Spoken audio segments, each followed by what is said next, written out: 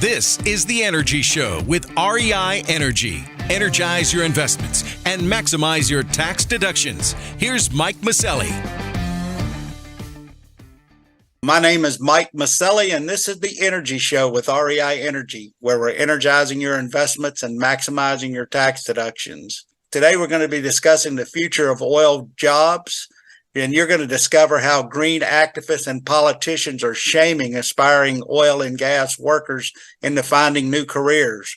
You will also discover what the oil and gas industry must do to attract young people into the industry. Our guest today is Linnea Lueken. Linnea is a research fellow with the Arthur B. Robinson Center on Climate and Environmental Policy. She's also a petroleum engineer who has worked in the Gulf of Mexico. So, Linnea, thank you for coming on the show today. Well, thank you very much for having me. I think it's important that, we have a conversation because obviously you're a young petroleum engineer who has come out of college. And, I've been saying this for a long time. In fact, I've obviously been in the business for close to 35, 40 years now. And every time we go through one of these downturns in the oil and gas industry, we lose kind of a generation of people that are coming out of college and wanting to actually get into petroleum engineering or geology. And now I think it's even more important because, we're no longer just talking about the price of oil. Now we've got this war against hydrocarbons. So I just kind of wanted to get your take on that. Right. Well, and, when I was in school, there were ups and downs with people coming into the industry or coming into schooling for petroleum engineering too. That kind of follows the industry track, whether or not it seems like everyone's getting laid off or everyone is rolling in it, so to speak. It really does follow the boom and bust naturally. But I think that it would be a mistake to say that there is not an influence on the number of students who are interested in going into this industry based on the kind of stuff that they see in the media, or based on the kind of rhetoric that they even see coming from the major oil companies. Yeah, and I've heard several of the podcasts that you've been on, and you talk about climate change and what's going on in the industry. And as I said, now there seems to be a war. I know myself as a father, it would be hard for me to kind of point my daughter in the direction to go into petroleum engineering, just simply because of all the demonization of it, I guess, by the current administration. Right. Well, he's said it multiple times. Joe Biden has said that he intends to end oil and gas in the United States. And yet, at the same time, they get mad at the oil companies if they're not producing enough, according to Biden, or, at the time when Jen Psaki was the speaker or was his press secretary, when she would go and say that the oil companies aren't producing from leases as much as they should be, or whatever it happens to be, it's mind-boggling. It's very frustrating. And how are you as a young person going to look at the way that the media talks about the oil industry, which is that they're the big bad guy who is making Earth unlivable, is the phrase that they're using now, that because of activities, because of our use of fossil fuels, not just in fuel, but in products as well, they're going after plastics too, that we are going to destroy the planet. And what would compel a young person to go into that industry then? It's, even when I was working offshore, I had coworkers who were talking about how the industry is going to be gone in a few years. And so, it's going to be so difficult to get a job in this industry that you ought to start looking for other stuff. You ought to start looking into doing wind turbine installations or something. And that just broke my heart to hear from people. I can imagine. I don't think that the industry is going to be gone in a few years. I do think that there is a good chance that our politicians and politicians in the West in general are going to try chase it out of the West. And so then you'll have a whole lot of industry that's going on in countries in South America and Central America, and probably Africa still and other places, although they're trying their darndest to chase it out of there too, based on financial factors, investing and whatnot. It's not going to be gone, because no matter what, you can't build a wind turbine using wind turbines. Yeah, no, I agree with you. In fact, I think people are finally coming to the realization that, these wind turbines, they're just not ready for prime time, No. and neither is solar. They can't, right now, I think they only generate about 15% of the total amount of electricity. And as you said a little bit earlier, there's a lot of products made out of oil and gas. I think when people look at hydrocarbons in general, they just think about putting gas in their car and oil in their car, but they don't realize that there's over 6,000 products that are made from fossil fuels, right? Right. And it's everyday living stuff. It's stuff that is vital to the medical industry, being as sterile and successful as it is. It is impossible to overstate how much of your day depends on fossil fuels in one way or another, byproducts used in the manufacturing of different types of fertilizers for large scale agriculture, which is also something that the environmentalists don't like very much. It's very difficult to state.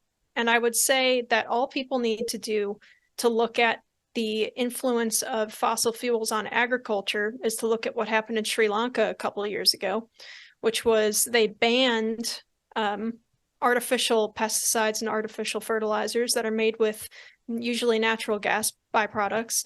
And they saw a unbelievable dramatic decrease in their rice production. They used to be an exporter of rice, and then they started having to import from China.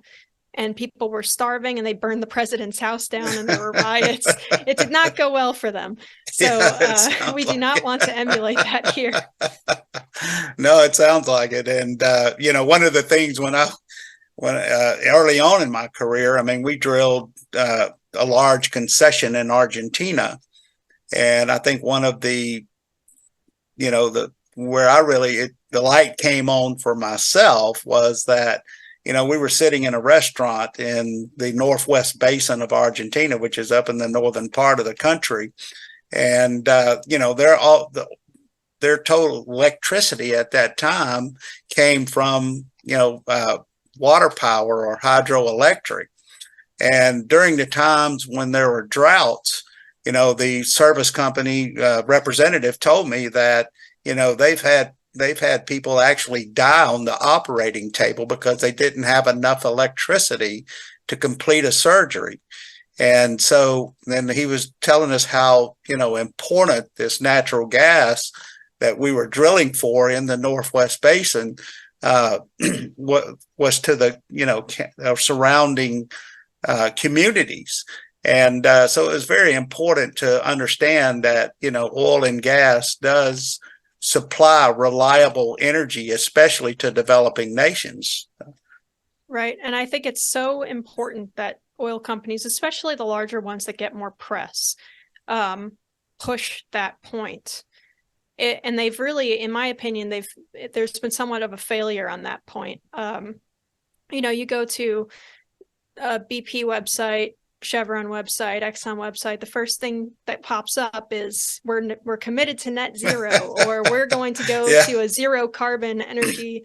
We're all about renewables. The front page of BP is talking about electric vehicles, which I'm sure, it works for them because, they're still supplying power to the grid. Usually that's going to be powering those EVs. They're supplying all of the advanced materials that make up electric vehicles. You can't get all those LCD screens without major mining operations. You can't get all those batteries without mining operations, or major mining operations. And all of that is powered by fossil fuel diesel trucks.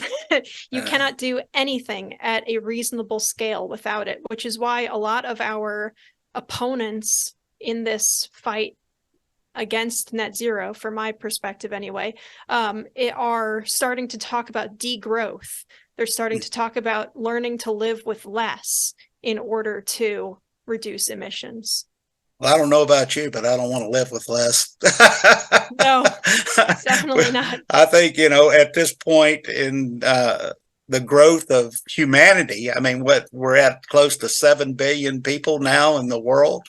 Right. I know here in the United States, I mean, we have over 300 million population, and we use the majority of oil and gas in the world, or close to it, but Yeah. you've got developing countries like, they're no longer developing, but like China and India, that have populations of well over 1 billion people. And what's so irritating to me is that, you read in the paper, I mean, China, they go to this Paris Climate Accord, and, no one there but the United States and our, and the few followers that we have over there, like France and England and, Germany. I mean, they all seem to be pushing this woke agenda, but yet you have countries like China that's building a brand new coal-fired power plant every day to mine these minerals that are going to provide electric cars for us. It doesn't make sense, does it? Well, and all it is that we're outsourcing our pollution to other countries. If you want to think of carbon dioxide as a pollutant, which I have a significant problem with that, but that's kind of a different topic. But no, but if you are concerned about emissions, simply shifting the emissions to another country is not going to do any good for anyone. My argument would be that fossil fuels are more useful as a guard against the impact of extreme weather or any kind of sea level rise or anything. What do you stop sea level rise with? Well, you can help to prevent it from inundating your neighborhood by building a seawall. What's a seawall made out of? Usually something that has to do with a fossil fuel product, or when you make brand new infrastructure that is very hurricane resistant, all of that is using some kind of a fossil fuel byproduct. If you get rid of the production of the fuels, you will decrease the production of the byproducts. Now, you've worked offshore, right? I mean, Yeah. it's early on in your career, and I guess that it's had a great impact, not only in the Gulf of Mexico, all of the woke agenda. And of course, I blame a lot of this on the CEOs of these large public companies because, they're so afraid of getting canceled that obviously they push these agendas, which are just, crazy. But now I understand that, that the Biden administration, they're no longer issuing any permits offshore California, or I guess they were going to issue permits in the Atlantic Ocean, but that's been stopped as well, right? Right. Well, and in the Gulf too, the Biden administration was putting off for a long time following up with the lease sales that they were supposed to do by law, and including later on in the Inflation Reduction Act, there was a legal precedent that said you had to do these lease sales, and they put it off for as long as they could. I think they just sold a lease up in Alaska somewhere that got like one bid. But I think they're still blocking some of the leases in the Gulf of Mexico. And what their argument is that the oil industry has a bunch of leases that they're not using. But of course, you and I know that there are a lot of reasons why you might not be drilling on a lease. You might be well before the point where you should be drilling or can drill. You're getting other kind of permitting. Whatever it happens to be. I think that there's a fundamental disconnect in the public between what people know about the oil industry and how it works and what they think they know about the oil industry and how it works. Well, that's just, we need more education, right? Right. So when you were going to school and obviously were there people trying to I say people, but well, I guess it would be groups trying to discourage you from getting into petroleum engineering? Not in college so much. Well, I went to the University of Wyoming. Oh, okay. And we had a terrific curriculum there for petroleum. I really loved it. The professors were great. The students were fun to work with. And we were kind of insulated as a, STEM area. The only reason why I was exposed to very much of the climate agenda stuff at all is because I minored in geology, and a lot of my focus coursework was done in geology. I see. And they drag a lot of that stuff in there. Even though, you'll go to one class and it'll say one thing, and you go to another class and it'll say the opposite when it comes to climate history. It gets a little confusing, but as long as you realize that some of it's agenda driven, it shouldn't hurt you too bad. But the petroleum department at the University of Wyoming is an awesome department. Yeah.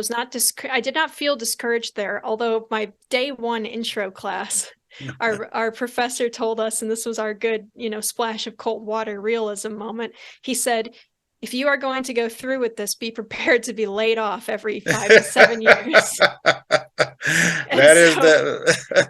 And I said, all right, well, I guess we'll do that then. That is the nature of the oil and gas business, right? Yep. And that's how it is. And that's why it was so frustrating back in 2020, 2021, when the Biden administration was complaining about all of the money that the oil industry was making off of the high gas prices, when just a few years earlier, they were laying everyone off left and right because they couldn't make ends meet practically. And I didn't see any, government initiative to come rescue us from low oil prices or anything like that happen. They used to, back when I got into the business, it was right at the tail end. Well, I actually started working for Tennessee Gas when I got out of college, and but I went to work when I moved to Texas in 1980. It was right at the tail end of the boom in 1980, and then of course I started my company in 1987 when oil prices were, right at about $12 a barrel. And they always had this running joke, if you wanted to call a geologist, you just yelled out, "Well, hey, waiter."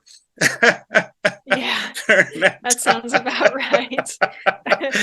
But that's always been how it is, and there's all kinds of jokes offshore about how, you see the dude who just got his first contract. He's coming out to work as a roughneck or whatever happens to be on the rig, buys a brand new Ford Raptor, and immediately he gets off the rig and has to sell it.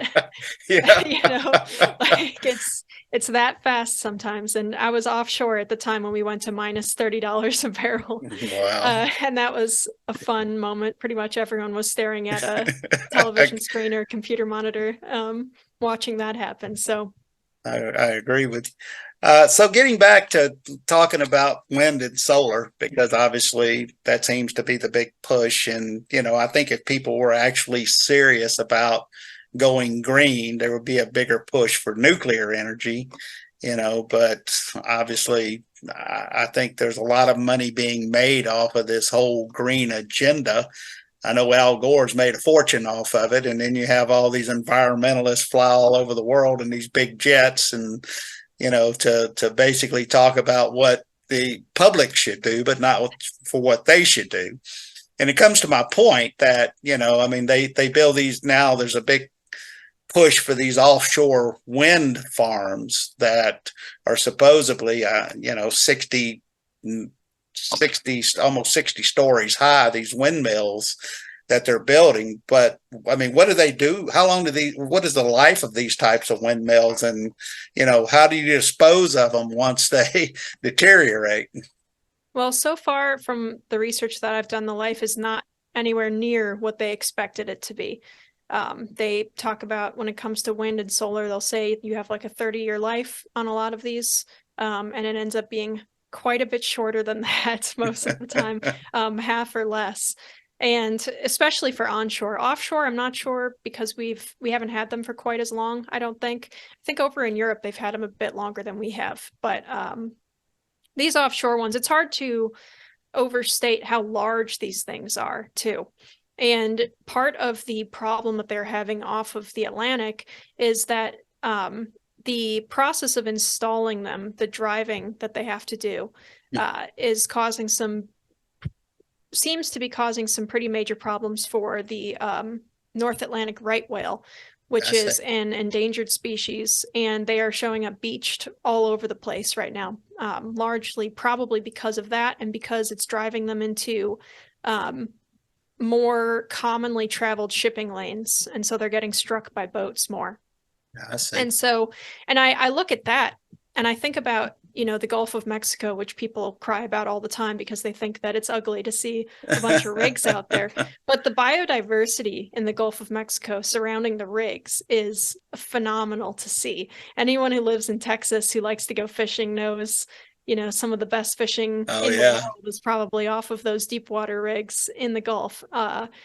Pretty spectacular stuff. There are entire programs that are devoted to turning old rigs that are no longer used, especially those old jackups. Mm-hmm. They cut them off at a few, like 100 or so feet below the waterline, I think, to make sure that no boats can drag through them or anything. They cut them off, they put the head on the bottom, and they turn it into an artificial reef structure. Wow.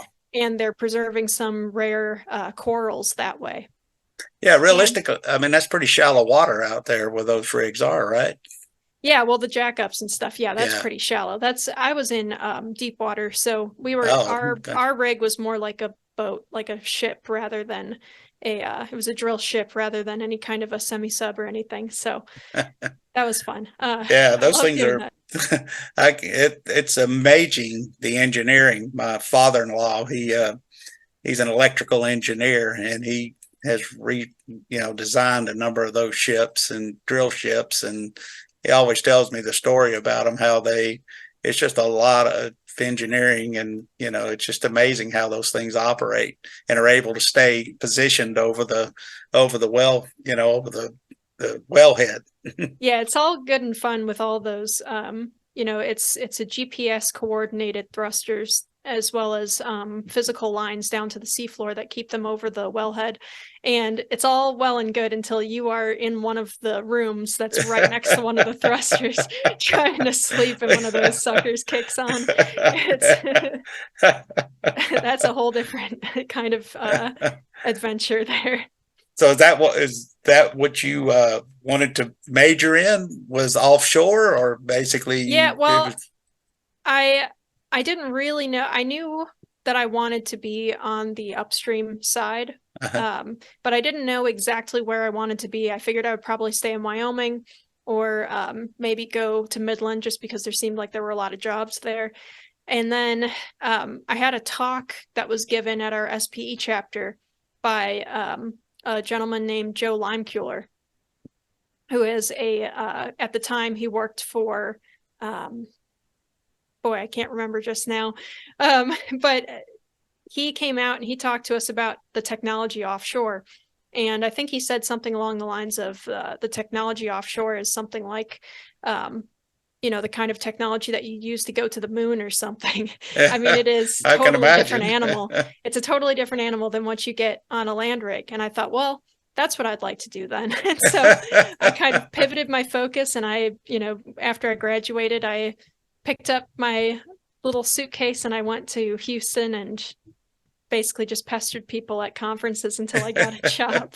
Well, that's amazing. And I think that's one of the things that a lot of young people coming out of school, I mean, you want that kind of, excitement, or, that kind of, technological driven stuff. I mean, drilling oil wells in West Texas or in Oklahoma, I mean, they're just, it's just a lot of flat land, but to be able to actually go out on a drill ship in deep water, and like you said, it's like going to the moon, because the technology, it's just cutting edge. Yeah, it is. The technology is amazing. It has its ups and downs. The good thing is you save on grocery bills for a couple of weeks.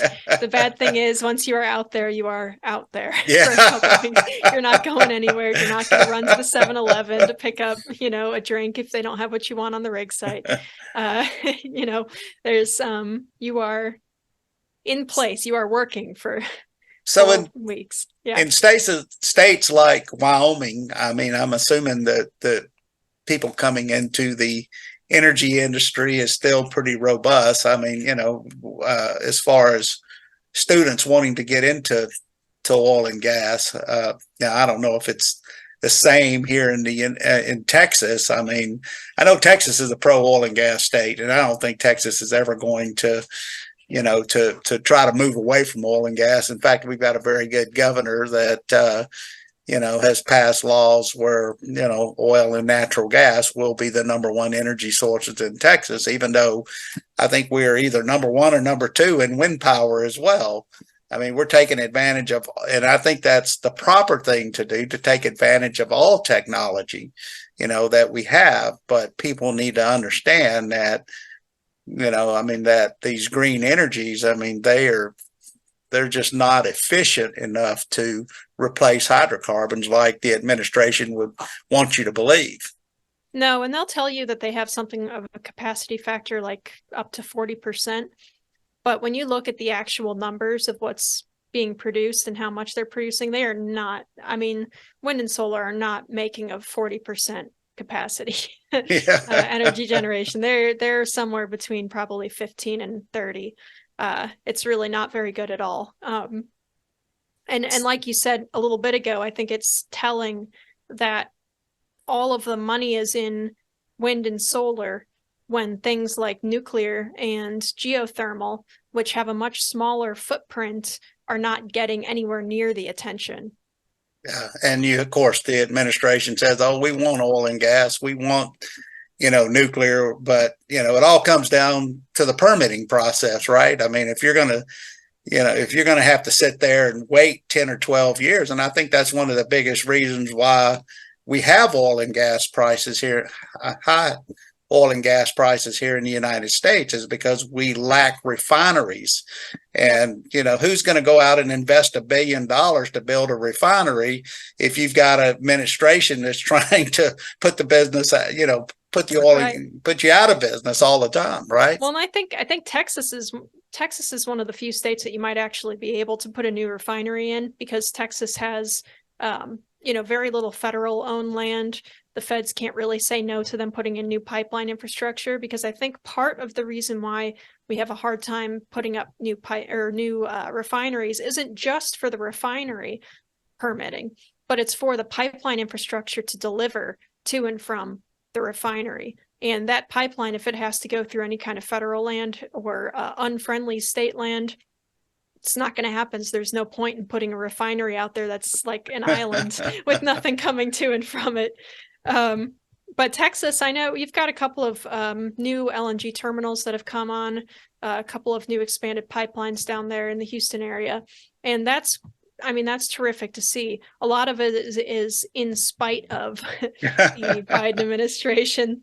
So don't let them have any credit for it. But so in your opinion, how should the oil and gas industry work to inspire young people to pursue petroleum engineering in the future? Gosh, fight for yourself. Stop going on TV. So this is the pattern that I see happening all the time.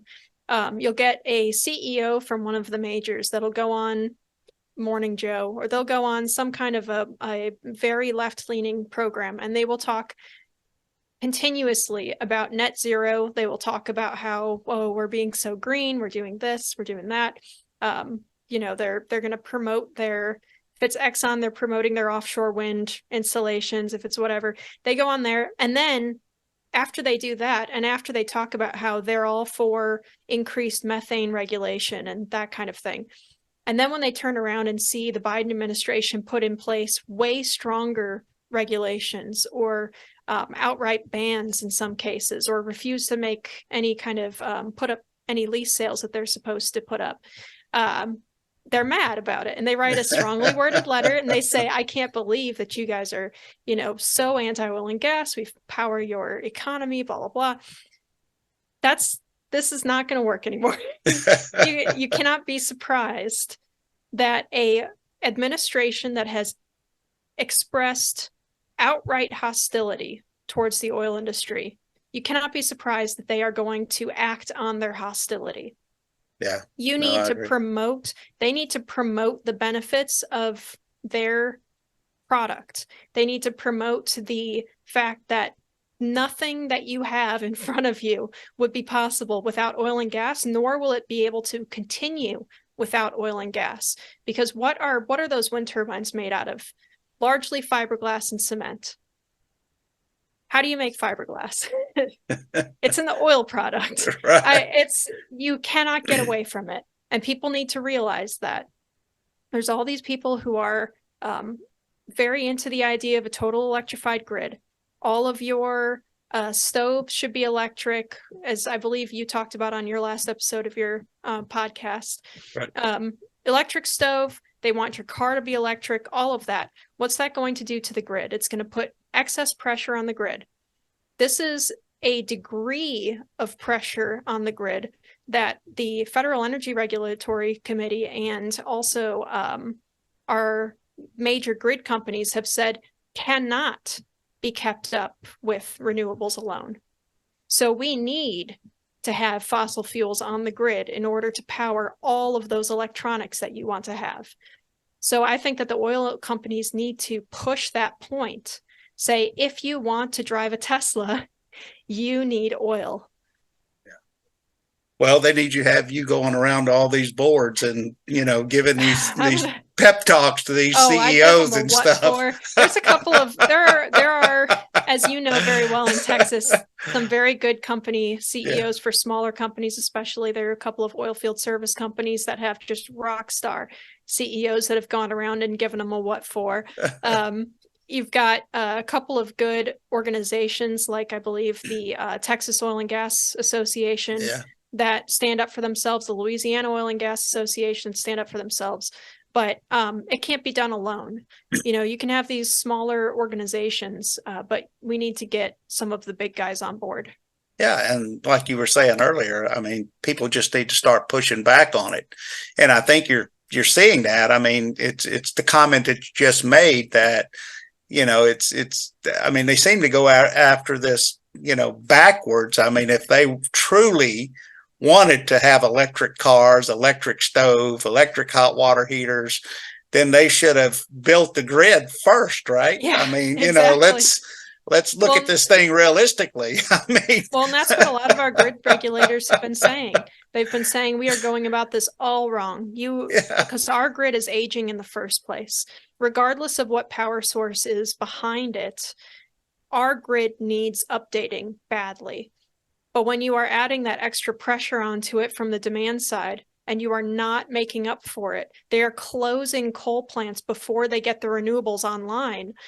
That's insane. I mean, that's not going to work for anyone. But apparently the environmentalists don't care. Doesn't seem very environmentally friendly to me if I have to kick on a generator all the time in order to keep my house lit up. Well, what are you going to run a generator with? You got to run that with natural gas, right? Right. And that's why the Biden administration just passed some new regulations on gas generators. It's nuts. Yeah. And in fact, I've got a generator at my house now after living through the cold snap during 2020 when we were 4 or 5 days without electricity. I mean, and then of course, California last year, I mean, the governor was coming out and tell people, hey, don't charge your electric cars, because we don't have enough, power to the grid in order to cool people's houses. And, and of course, if you want an electric car, there's nowhere to get it charged. So, as I said, I mean, if they were going to go down this road, then they should have built out the infrastructure first and then come back in years. But of course, that's why I believe it's all about money and it's all about these environmentalists. They seem to be driving every rule or law that's passed as far as that. Well, and that's the craziest part too. You'd think that there would be someone on that side that would say, hey, we need to make sure that, even if they did believe that wind and solar could handle the grid as a whole, because California obviously thinks that wind and solar are the only way to go since they are shutting down their hydroelectric even. So I don't know where they're going to go, but that apparently seems to be what they want. You would think that someone on their side would say, hey, this isn't going to work. But it seems like what people are going for, and this is especially, the mayors of towns, governors of states like Governor Newsom in California, they want to have those photo opportunities. And it's a better photo op to stand in front of a line of 8, green electric buses than it is to stand in front of some welder, fixing a couple of power stations. I think it's a little bit cynical, actually. I read an article in, I think it was Barron's a couple of weeks ago where, Shell had come out and said that, we're no longer going to pursue this wind energy because if we can't make at least 6% return on our investment, it's not worth it to our shareholders. I mean, I think you're starting to see, the tide kind of turn there where some people are actually waking up and saying, hey, we got to make money for our shareholders, right? Well, and what I hope does not happen is I hope that the response isn't just, so let's lobby for more, tax cuts on this stuff or more subsidies for electric vehicles or whatever. Ford is losing money hand over fist on each EV they sell. Yeah. So this technology is not very profitable, but for one, I don't think that the Biden administration particularly cares. Right. Whether or not some of these companies go out of business trying to chase down this green energy stuff. I don't think they particularly care unless all of a sudden some kind of money flow stops happening in one way or another to the government. Then they might care. But they're one of their darling companies. One of their darling solar companies went bankrupt last week, didn't it? I believe so. There was an electric bus company that just went under too, that our energy czar Jennifer Granholm was ahead of at one point, I believe. So yeah, it's some interesting let's say relationships with some of these companies. But yeah, it's sad to see people chase down, especially people who should know better, trying to chase down these I'm sorry, might have to cut a little bit of that out. That's okay. It's sad to see some of the people who should know better, economists and people writing at RigZone or oilprice.com or something, who should know better than to realize that a lot of the way that they calculate green energy being so, they claim it's so much cheaper. They claim that, it's going to make you so much money if you go to green energy. It's going to save the consumer money. It's going to save the government money. Everyone is going to save. It's like a magic thing. And yet the government needs to subsidize it for it to play on an equal playing field with fossil energy or traditional energy sources. Well, can you tell our listeners how to follow you on some of your work? So I have a Twitter account at Linnea Lueken. I write at climaterealism.com very frequently, and I work for the Heartland Institute, and you can find our work there at heartland.org. Well, Linnea, it was great to have you on the show today, and I'd love to have you back in the future. Thank you very much. I had fun coming on. Thank you. Thank you. Financial. I'll keep going then if we're going to keep going. Sorry, I just wanted to make a short mention. It is frustrating, and I understand where the bigger companies are coming from when, they have a financial incentive to increase their forward face when it comes to the green stuff, because there are a lot of financial institutions that are going to be withholding or being very selective about their investment based on whether or not you promote a green agenda. That's a pretty important point because, that we didn't really discuss much about that, but it is, true that a lot of these financial institutions, these bigger hedge funds, these bigger banks like BlackRock and Chase, I mean, while they say they're out promoting oil and gas and, they're lending money to oil and gas, I mean, you got BlackRock coming out with this environmental social governance, which is another one of these woke agendas that, they're doing their best to push the administration's, net zero, agenda, right? Right. Well, and so you can hardly blame them too much, but I do think that there needs to be some spine there, and at a certain point, your product is so important to society that it's going to be worth it to stand up for yourself. Well, people have just, I think it comes down to the population. People have to vote, to vote these people out of office, because otherwise, it's as you were saying a little bit earlier in the conversation. We're going to get to a point where we don't have enough electricity.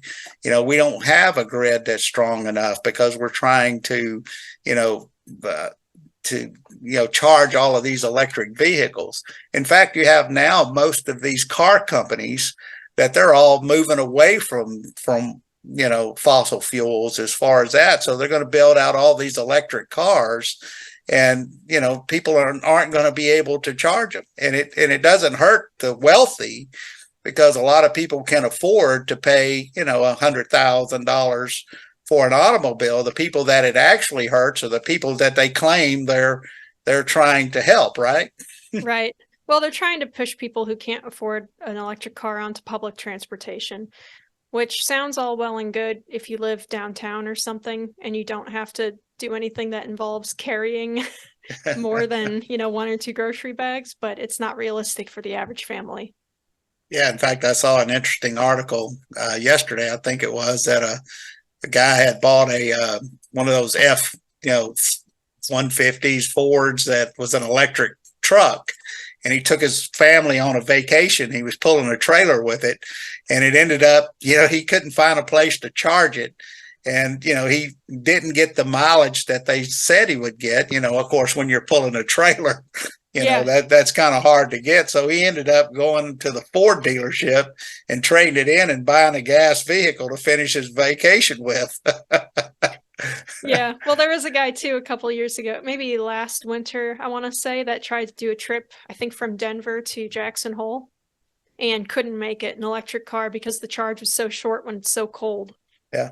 Well, in fact, I took an Uber out of Phoenix when I was in Phoenix last, and I was talking to the Uber driver because he came and picked us up in a Tesla. And I was just asking him, I said, well, can you run all day? He says, well, no, I have to, schedule out my trips on a daily basis, because, I can't, you have to, I guess if you're going to charge your car full, it takes 24 hours or so.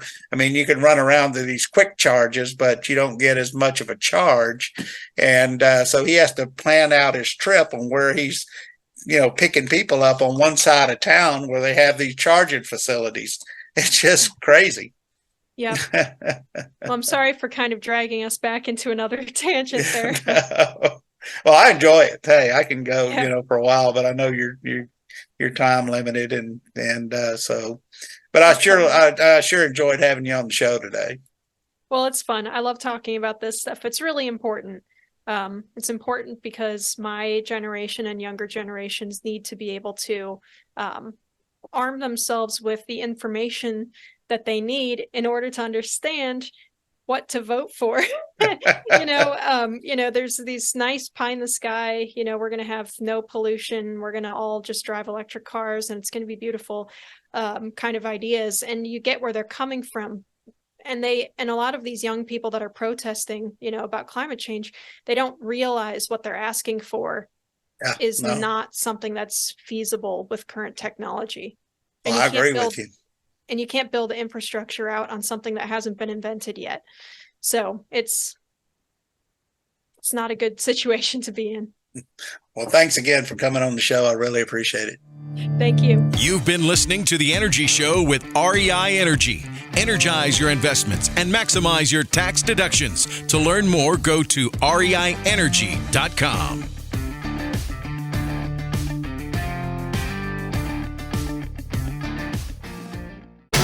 This podcast is a presentation of Rich Dad Media Network.